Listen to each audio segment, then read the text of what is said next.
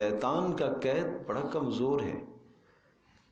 کانا ضعیفاً، بہت کمزور ہے. ضعیفاً اس کے اندر جو اوپر دو زبریں ڈلی نا تنوین، وہ ضعف اور قلت کی طرف اشارہ ہے. شیطان کا مکر کمزور ہے. لیکن ان کیدکن عظیم، عورتوں کا مکر بہت بڑا ہے، بہت عظیم ہے. اس کو عظیم اللہ نے کہا، اللہ نے اس کے قول کو اللہ نے ذکر کیا، ان کیدکن عظیم. اچھا کیسے بڑا ہے اس کو بھی ذرا سمجھیے، یہ ہمارے لیے سبق ہے. میں عرض کر رہا ہوں یہ کردار بیان کیا جا رہا ہے، ایک نیک سیرت خاتون کو یہاں سبق دیا جا رہا ہے. کیا؟ النساء حبائل الشیطان، عورت شیطان کا جال بنتی ہے.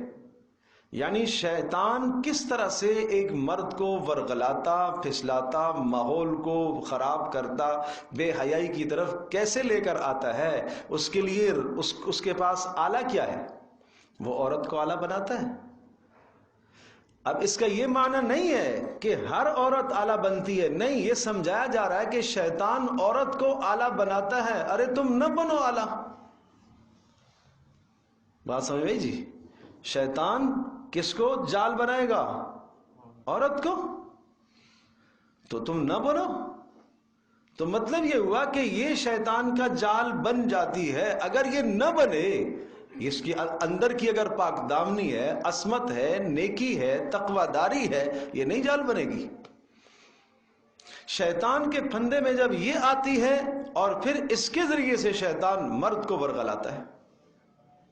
پھر مرد کا اپنا ایمان ہے، اس کی پاک دامنی ہے، اگر ایمان کی وجہ سے وہ رک جائے تو وہ سبحان اللہ، ورنہ وہ یہاں سے لے کے آتا ہے، وہ ادھر سے لے کے جاتا ہے، جال اپنے پاس ساتھ لے کے آتا ہے.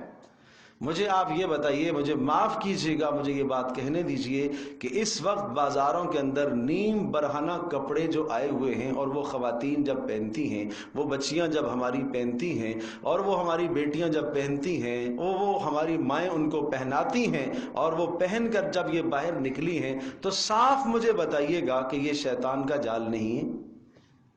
شیطان نے ان کو جال نہیں بنایا؟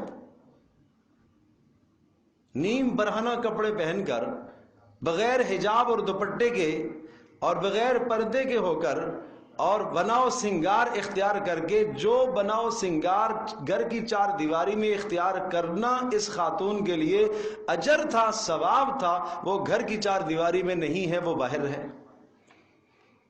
وہ شادی کی تقریبوں میں وہ بناؤ سنگار ہے، وہ غیر محرموں کو دکھانے کے لیے بناؤ سنگار ہے، یا وہ اپنی عورتوں کے اندر اپنا ایک اسٹیٹس قائم کرنے کے لیے جو بناؤ سنگار ہے. یہ کیا ہے؟ یہی شیطان کا جال بننا تو ہے. اسی کا نام ہے شیطان کا جال بننا. ہر وہ کپڑا، مجھے یہ بتاؤ پیارے پیغمبر صلی اللہ تعالی علیہ وسلم نے کیوں یہ بات ارشاد فرمائی؟ رب کاسیات عاریات یوم القیامہ، کتنی لباس پہننے والی ننگیاں ہوگی قیامت کے دن، کتنی لباس پہننے والیاں اس دنیا کے اندر لباس پہن کر بھی ننگی ہوں گی. عائلات، ارشاد فرمایا مائلات ممیلات، وہ گناہ کی طرف خود بھی مائل ہوں گی اور دوسروں کو بھی گناہ کی طرف مائل کریں گی. یہ شیطان کا جال بننا اس طرح سے ہوتا ہے. یوں شیطان ان کو جال بناتا ہے. کیوں اسے یہ آداب سکھائے؟ مجھے یہ بتائیے گا کیوں یہ آداب سکھائے؟ سبحان اللہ. فرمایا کہ یا نساء النبی لستن کاحد من النساء ان اتقیتن فلا تخضعن بالقول. بات کرنے کا سلیقہ سمجھایا، فلا تخضعن بالقول، غیر محرم سے بات کرنے کی نوبت آئے تو بات میں نرمی نہ اختیار کرنا. یہ کس کو حکم ہے؟ ازواج مطہرات کو، رسول اللہ صلی اللہ علیہ وسلم کی بیویوں کو حکم ہے.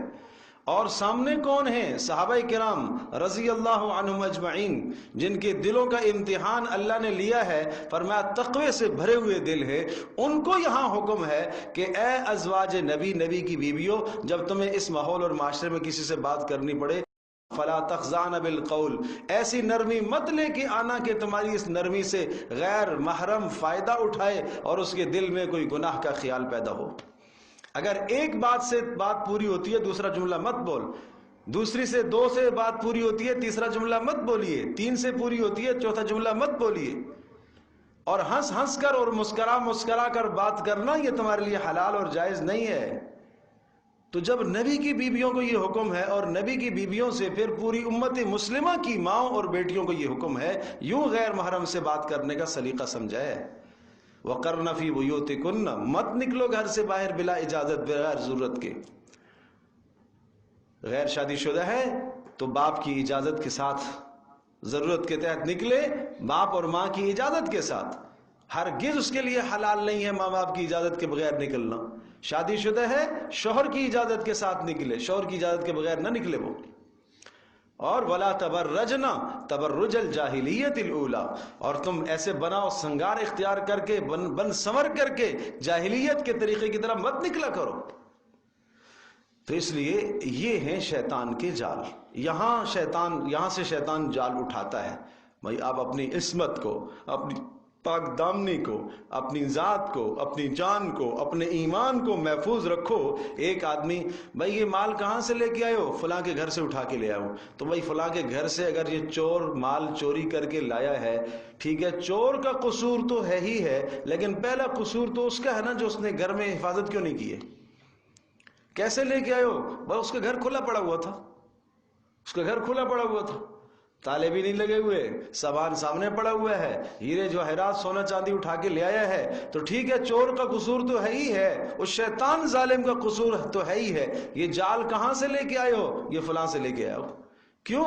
اس لیے کہ اس نے اپنی عصمت اور پاک دامنی کا خیال نہیں رکھا، اس نے اپنے چہرے کو نہیں چھپایا ہوا تھا، وہ حجاب پر نہیں تھی، اور اس کے کپڑے نیم برہنہ تھے، اور اس کے کپڑے تنگ تھے، چست تھے، اس طرح کے کپڑے تھے، تو یہ شیطان کیا کہے گا؟ میں وہاں سے جال اٹھا کے لے آیا ہوں۔ تو اس لیے اپنے ماحول کو، اپنے معاشرے کو پاک صاف رکھیں۔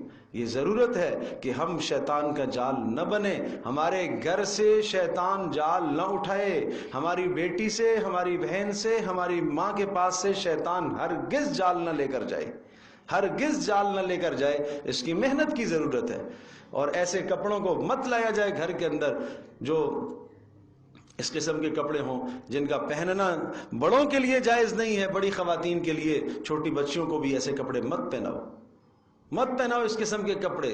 شروع سے تربیت کرو اپنے بچوں کی، بچیوں کی شروع سے تربیت کرو۔ تو یہ بات ہے، ان کیدکن عظیم، بے شک تمہارا مکر بہت بڑا